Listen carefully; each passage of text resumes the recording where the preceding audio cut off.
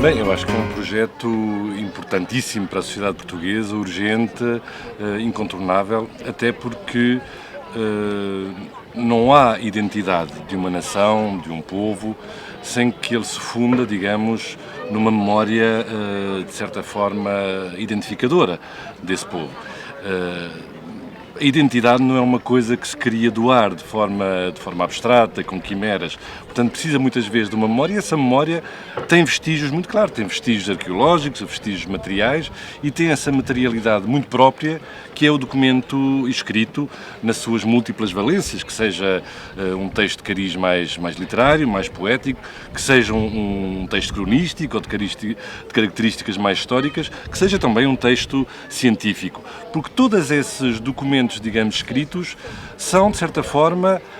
visões epocais do mundo, que dão conta de uma concepção epistemológica da realidade. E se quisermos, a nossa identidade, mesmo como homens do século XXI, não se cria espontaneamente do século XXI, vai-se criando por, digamos, o acumular de todas essas camadas que se sucedem no tempo, que interagem e se transformam mutuamente, e é tudo isso que nos forma, digamos, como identidade, seja isso o que for, seja uma identidade complexa, mais simples, seja uma identidade híbrida, como é cada vez mais o caso, mas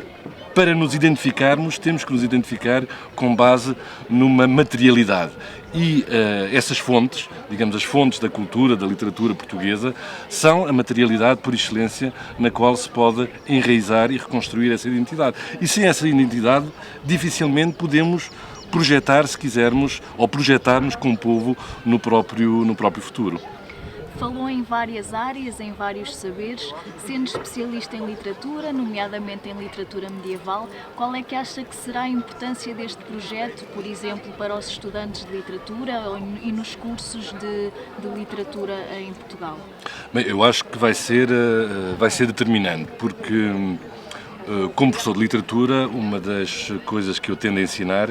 é que a literatura é, por natureza, um discurso complexo, é um discurso heterogéneo, multiforme, é um discurso essencialmente dialógico ou multidialogal. Ou seja, a literatura não é apenas uma narrativa à superfície que conta uma história, seja ela bonita ou menos bonita. Portanto, a literatura é, se quisermos, um filtro que também ele representa, como eu dizia há pouco, uma visão do mundo. Mas é um filtro muito específico, porque a literatura é uma das formas privilegiadas através da qual se reconfigura incessantemente, se quisermos, a relação do homem com o outro, seja o outro que habita o mesmo espaço, seja o outro que habita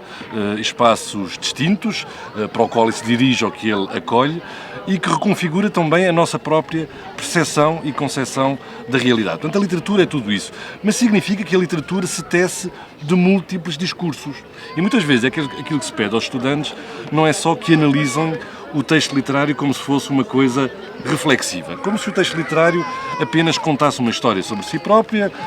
muito bonita, muito interessante, muito divertida, eventualmente, como se dizia no século XVII, que até pode ter alguma utilidade moral. A literatura é muito mais que isso e muitas vezes informa e encerra dentro de si, faz convergir dentro de si uma multiplicidade de saberes. E às vezes, quando se convidam ou se desafiam os estudantes para irem à procura dessas outras vozes que ecoam na literatura, e, por exemplo, na literatura medieval é muito claro, por exemplo, quando se encontra um herói melancólico, como é o caso de Tristão e Isolda, a melancolia dele não é só uma melancolia amorosa. A melancolia é uma patologia médica, não é? E, portanto, temos que ler o que é que os médicos ou os físicos da Idade Média têm para nos dizer sobre a melancolia. E muitas vezes estas fontes, e quem diz fontes médicas diz fontes das ciências naturais e outras, contemporâneas, portanto são discursos que convivem, se quisermos, que se articulam e que tecem uma rede à volta do próprio texto poético, nem sempre estão acessíveis. Não é? E, portanto, ou temos que passar por discursos de outras línguas, ou temos que passar por discursos mais longínquos, quando a nossa cultura tem, de facto, muita produção nesse sentido. E, portanto, vai ser extremamente útil, e quando eu digo útil não é só no sentido pragmático do termo, vai ser útil para a exploração e para a hermenêutica do próprio texto medieval e dos outros textos, naturalmente, mais recentes, ter à disponibilidade do investigador e do estudante estas fontes que ele vai poder fazer dialogar verdadeiramente com a ficção, para ver como é que a ficção, de facto,